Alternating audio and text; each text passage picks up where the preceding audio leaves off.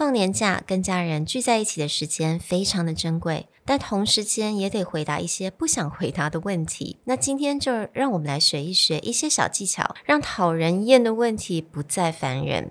工作跟家庭都很适用哟。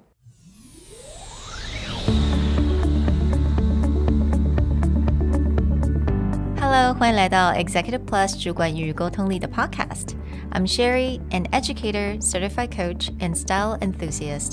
我相信专业有效的沟通是语言跟逻辑的完美结合。And I'm Nick, a startup consultant, corporate trainer, and late-night gaming junkie. I believe great communication requires the right mindset and solid frameworks. 我们希望带给大家职场英语的技能、跨文化沟通技巧与其他能帮助您成为出色领导者的工具。Join us each week as we share our experience, research, and methodologies to take your communication and language skills from good to great.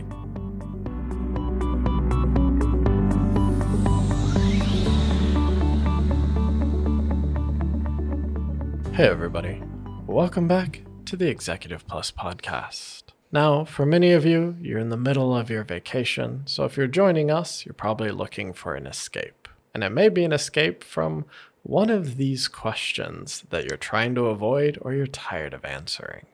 没错啊，这种过年的时候，我们家庭聚会一定都会有一些问题是我们听了很多次，但是你可能也回答了很多次，但好像每一次都还是要被问到。For example， 我做了一点小小的 research， 然后就发现接下来有蛮多个问题，大家都很讨厌。年终奖金几个月啊？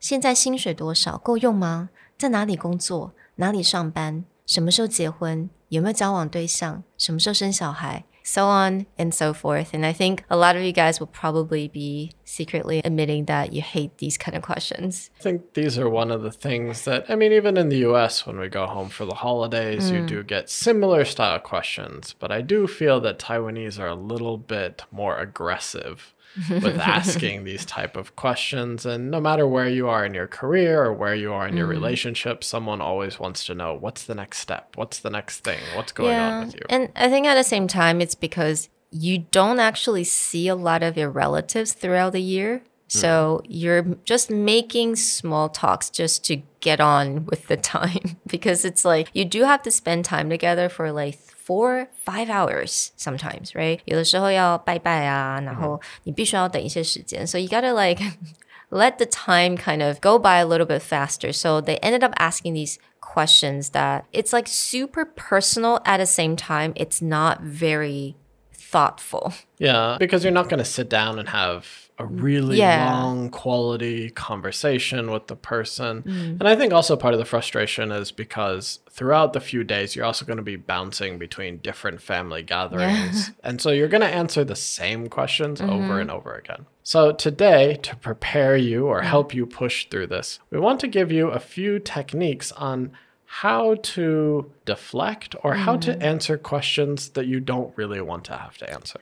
Yeah, exactly. So we put together 7 different tricks for you to answer unwanted questions. And obviously you can use this for, your family, your life, and it's very great for your work life as well. Let's go to the first one, which is using the bridge response to change the subject. So the key idea of this is like just changing the subject and using some kind of generic or vague early response to kind of shift the conversation elsewhere. This would be phrases like, I don't really know much about that, but there's something interesting I read or something interesting I heard. I think this is like something that allows you to completely change the subject, right? 完全就让你能够改变这个话题。比如说人家问你你买房了没有？你根本就是很懒得去回答这个问题。So you can say, I don't really have any plans on that right now, but I do know that and blah, blah, blah, right? You can kind of switch that to a different topic. Yeah, or as you can kind of vaguely answer the question, be like, yeah, I don't really know much about the real estate market except for it's going up. But I was reading the news about this thing. Yeah. So you just kind of give them a fluff answer and then switch it off. And if you know the person well enough, usually you can, especially with family, pick off certain topics you know that they will chat about. You can definitely prep for that. Now, number 2, we call this restate and reframe the question. Restating and reframing is you're going to answer the question, but maybe it's the angle of the question that kind of bothers you. So especially with those like top annoying questions for Taiwanese, oh, when are you getting a promotion? Or how much money do you make?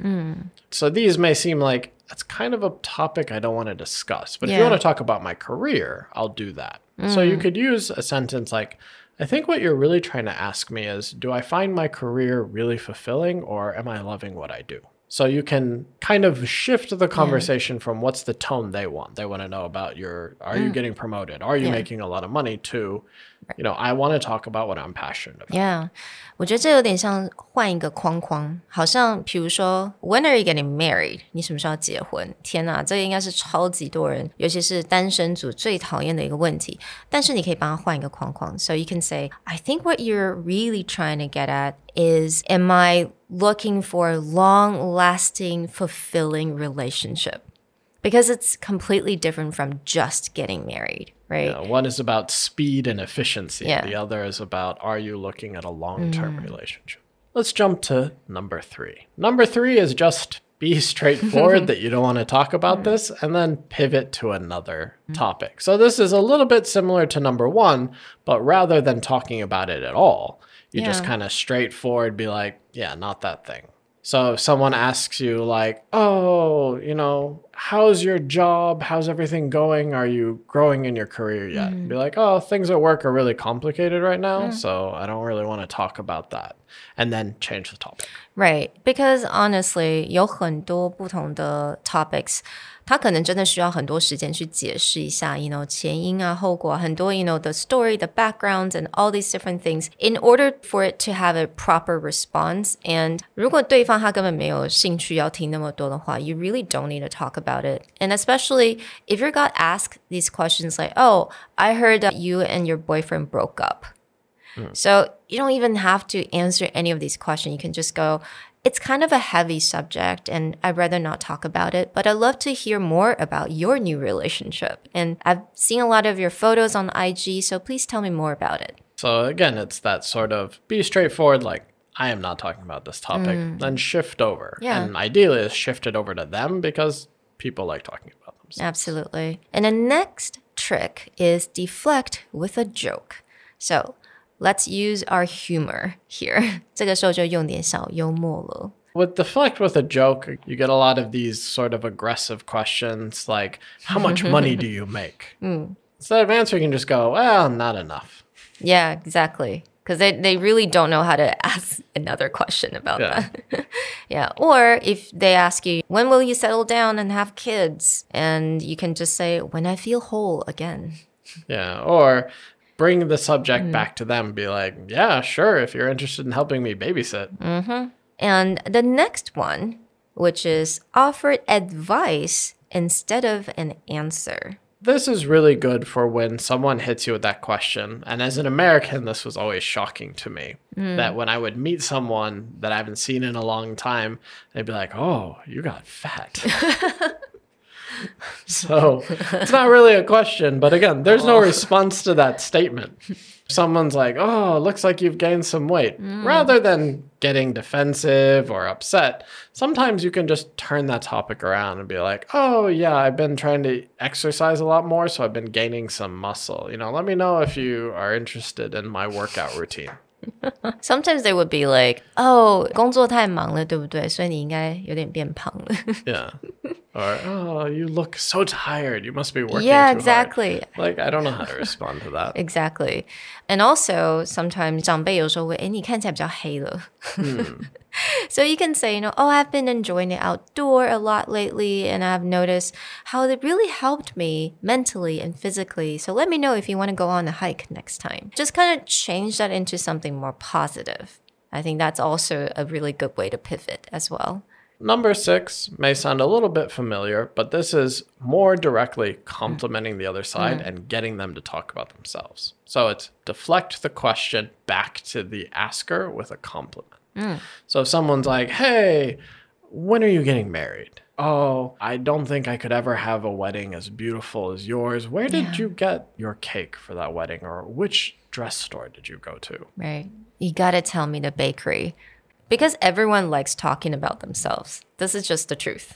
每个人都喜欢讲自己的事情 So 如果人家问你 Oh, when are you getting married again? When are you gonna date someone again? Oh my gosh, I'm so excited about your new relationship. You know, your boyfriend seems so incredibly handsome. You know, do you have any photos of him I can see? Or even like the kids question, like, oh, when are you guys going to have kids? And you can just turn it around on them and be like, your kids are just so wonderful. I feel like I really would have to learn from you. What have they been up to? Parents love that. Yeah, they will immediately. You don't need to worry about answering that question. Exactly. 就是你讲完，他们讲完了之后就会发现，诶，等一下，他好像完全没有回答我的问题。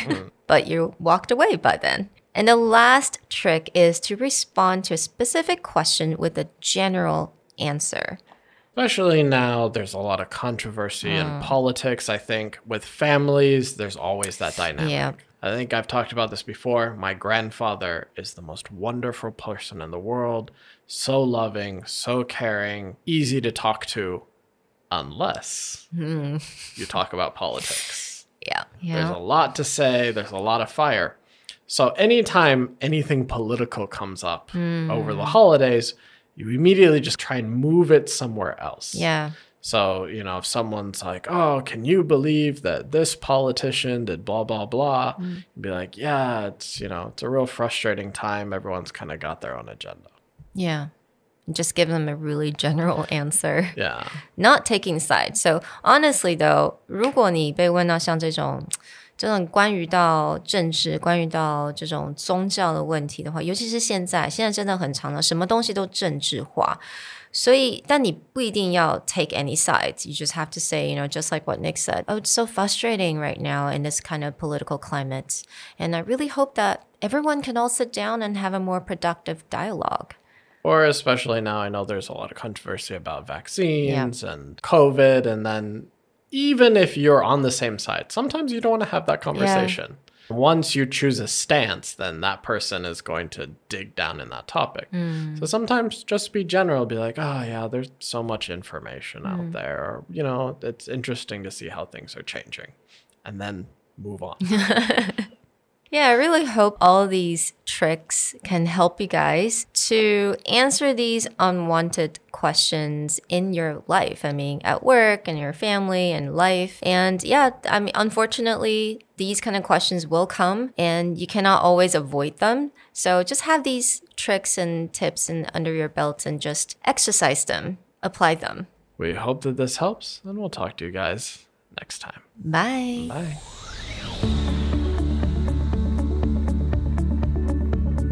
The Executive Plus podcast is a Presentality Group production, produced and hosted by Sherry Fang and Nick Howard. You can search us on Facebook, 主管英文 Executive Plus. You can also find us on Instagram, Communication R&D, and email us at sherry@epstyleplus.com.